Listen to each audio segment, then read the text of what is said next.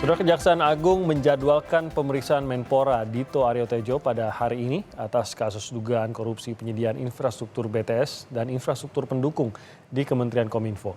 Kejagung mengatakan politisi Partai Golkar itu diperiksa sebagai saksi terkait kasus yang menyeret mantan Menkominfo Johnny G. Plate.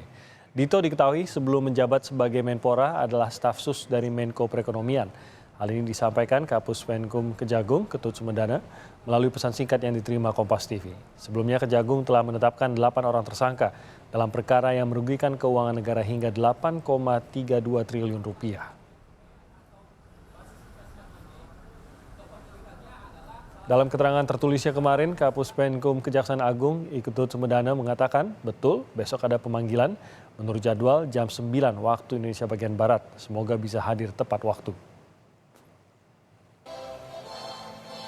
Usai hadir menerima kontingen atlet ASEAN Para Games di 2023 di Istana Merdeka, Menpora Dito Aryo Tejo mengaku siap dimintai keterangan soal kasus dugaan korupsi proyek BTS. Dito menjelaskan akan hadir diperiksa Kejagung untuk mengklarifikasi dugaan korupsi saat dirinya menjabat sebagai staf sus di Kemenko Perekonomian.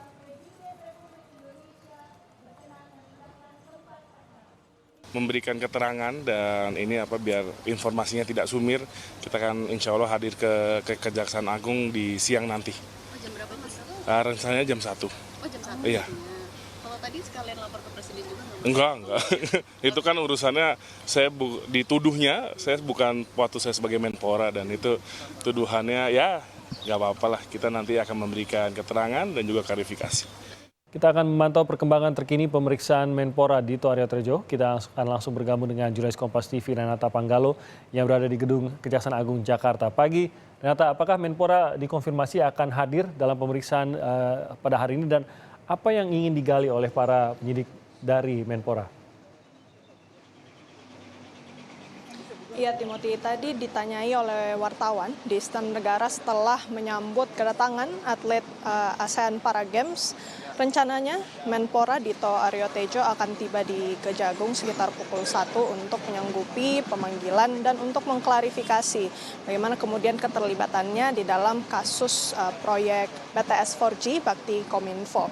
Nah, apa saja yang kemudian akan digali? Memang kalau kita lihat di sini ada ataupun sudah ada keterangan ya dari salah satu tersangka, yakni Komisaris PT Solitek Media Sinergi Irwan Hermawan, yang mengatakan bahwa pihaknya mengumpulkan sejumlah dana, ini totalnya sebesar 243 miliar rupiah yang dia kumpulkan berdasarkan arahan dari salah satu tersangka lainnya, yakni Direktur Utama Bakti Kominfo Anang Ahmad Latif. Uang ini rencananya digunakan untuk meredam begitu ya pengusutan kasus korupsi proyek BTS 4G di Kejaksaan Agung dan juga DPR RI. Nah, dari sebagian uang 243 miliar ini diduga dialirkan kepada beberapa pihak, salah satunya Dito Aryo Tejo, Menteri Pemuda dan Olahraga.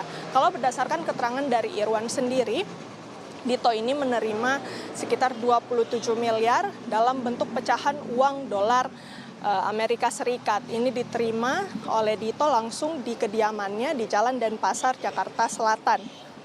Ia terima sekitar kurun waktu November hingga Desember 2022. Ini yang berarti saat ia menerima uang tersebut, ia masih berstatus sebagai staf khusus di Kementerian Koordinator Bidang Perekonomian.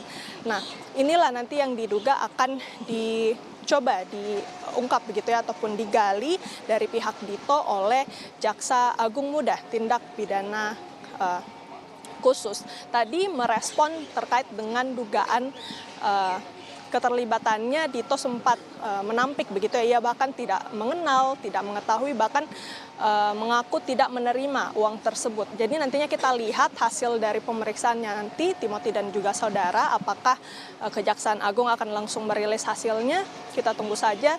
Pemeriksaannya direncanakan pada pukul 9 tadi, namun sayangnya Dito baru bisa menyanggupi sekitar pukul 1 karena memang pada siang ini Dito harus menghadiri acara lagi di Geraha Kemenpora untuk menyambut atlet berprestasi ASEAN Para Games dari Kamboja. Timothy. Baik, terima kasih Renata Panggalo. Dijadwalkan pukul 9, namun karena berhalangan pemeriksaan atas Menpora yang saat itu masih menjabat sebagai staf di Kementerian Koordinator Perekonomian akan hadir pada pukul 1. Terima kasih Renata atas laporannya. Kita akan ikuti juga nanti bagaimana setelah kehadiran dari Menpora di Kejaksaan Agung.